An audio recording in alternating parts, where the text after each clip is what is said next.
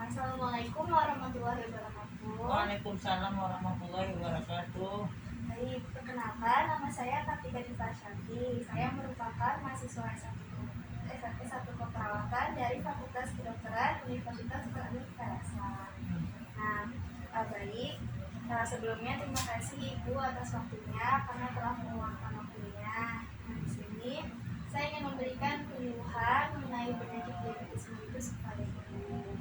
Untuk materi yang akan saya sampaikan nanti itu terkait pengertiannya, tanda gejala, penyebab, dan juga pengelolaan dari penyakit diabetes mellitus itu sendiri. Ini sebelumnya ada sebaran untuk Ibu terkait informasinya.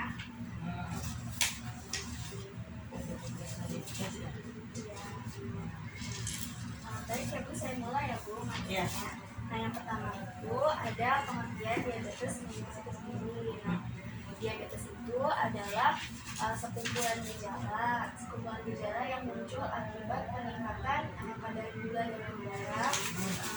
Dan penyebabnya itu karena fungsi dari hormon insulin sendiri itu terganggu. Sedangkan fungsi dari hormon insulin itu adalah suatu hormon yang dihasilkan oleh kelenjar pankreas, dan fungsinya itu untuk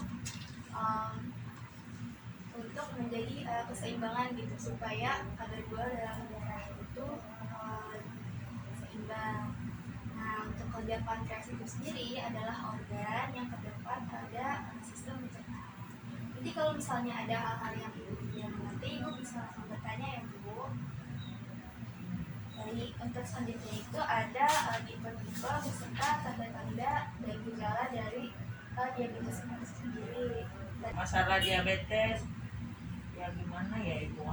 Kalau Ibu udah 10 tahun diabetes, jadi Ibu gimana ya, gejalanya itu udah Ibu berasa kayak kaki kebas, kelihatan buram, itu yang Ibu rasa. Selama ini sering kencing.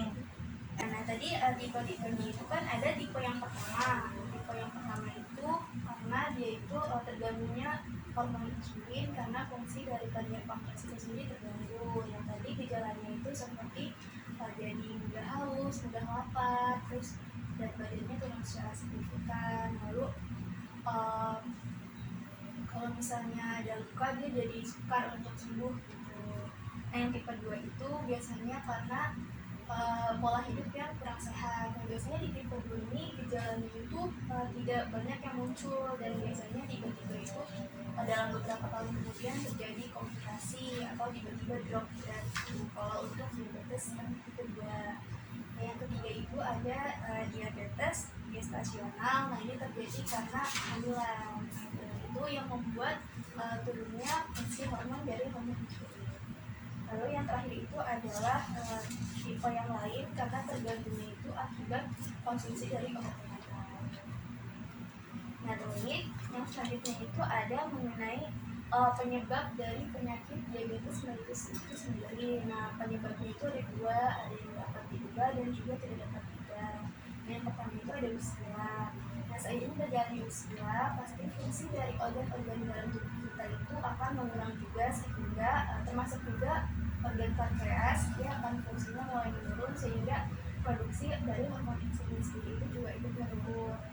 Lalu yang kedua itu ada genetika. Jadi kalau misalnya keluarga pendahulu ada yang memiliki penyakit diabetes, dia pasti kemungkinan akan terkena penyakit diabetes juga. Kalau Ibu penyakit diabetesnya apakah ada genetika juga Bu? Enggak. Orang tua saya enggak pola makan kayaknya. Jadi pola hidup ya Bu ya? Iya. Baik. Lalu ada penyebab yang dapat diubah, misalnya kelebihan berat badan.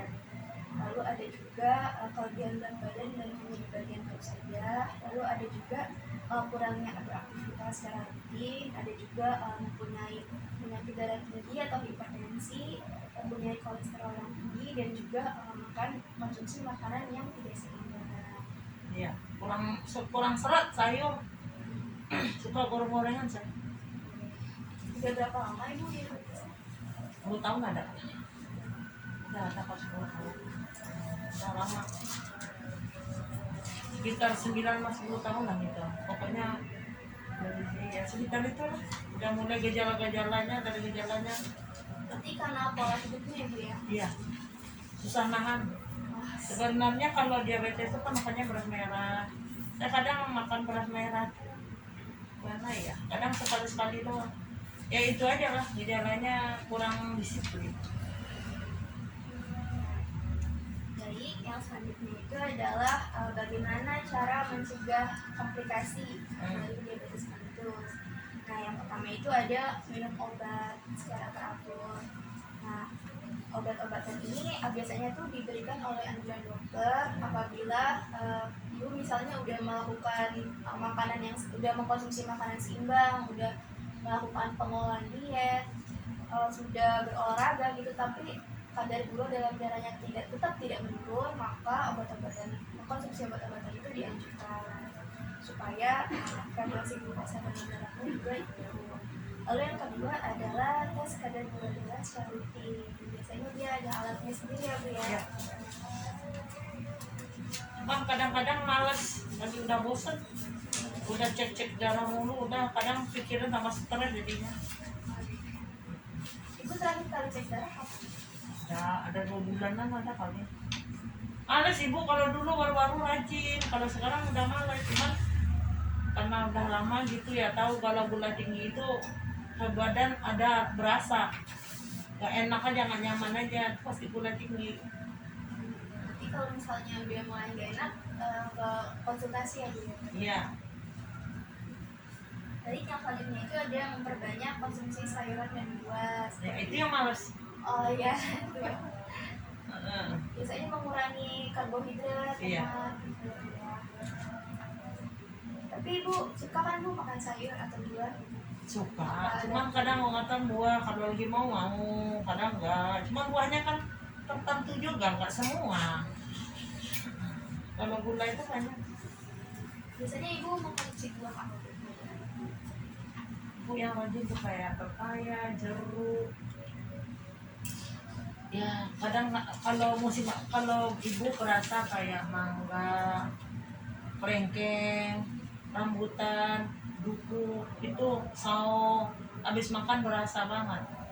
Kayak pepaya, pisang, apa namanya tuh, yang paling aman bengkuang, kata dokter bengkuang, pokat, naga, nggak salah itu, pir. Kayak anggur nggak berasa naik gula. Rata-rata yang nggak terlalu manis gitu ya Bu ya. Yang aman itu kata dokter sama ibu bengkuang sama pukat, kan nggak ada rasa. Itu aman itu, timun nggak bagus itu, nggak, maksudnya nggak ada rasa. Kalau yang manis-manis itu ya sekedarnya lah gitu, kalau pengen cicipin sekedarnya, kalau pengen gitu. Baik, yang selanjutnya itu adalah beraktivitas fisik secara teratur. Ibu suka olahraga juga nggak? Dulu suka, cuman sekarang nggak kuat, kayak aerobik, paling ibu jalan santai aja, nggak kuat ibu. Itu apa namanya itu, yang kayak aerobik, lari, paling bu olahraganya jalan pagi udah. Soalnya kaki ini makin lama makin lemes. Karena umur ya udah 53, jadi enggak itu lagi. Sudah mulai terasa ya Bu. Baik, yang selanjutnya itu ada waspada jika ada kesemutan, luka, atau rasa panas di kaki. Itu sering itu, kadang kalau itu rasa panas di kaki itu gula ya. Kalau misalnya Ibu merasanya sering gitu Bu, Kalau pas konsultasiin aja gitu. iya, iya itu kadang langsung makan obat terasa. Terus juga kadang-kadang itu suka ada kayak infeksi kulit atau gangguan kulit. Enggak, alhamdulillah kalau ada kena luka jatuh gitu cepet kering. Alhamdulillah gitu. Enggak sampai borok. Oh iya, berarti masih kesembuh ya Bu. Mudah-mudahan, amin. Baik Bu, untuk terkait materi dari diabetesnya sudah sepenuhnya saya sampaikan. Nah, ada nggak Bu hal-hal yang ingin Ibu tanyakan? Paling ibu tanyain ya, bagaimana ya Ibu minta doanya aja, mudah-mudahan Ibu sembuh, sehat. Kalau ada informasi obat yang bisa nyembuhin, kabarin Ibu. Gitu aja ya. Aha, jadi kalau ada obat yang bisa sembuh, doain aja lah Ibu sembuh gitu aja. Nah, iya.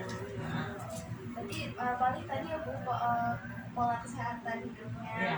ya, Hmm. makan sayur, terus olahraga juga, terus rutinitas juga bulanan juga Iya. sama dokter. Baik Bu, mungkin hanya segitu saja informasi mengenai penyakit diabetes yang bisa saya sampaikan. Apabila ada perkataan yang salah dari saya, mohon maafkan ya Bu. Iya. Baik Ibu, assalamualaikum warahmatullahi wabarakatuh. Assalamualaikum warahmatullahi wabarakatuh.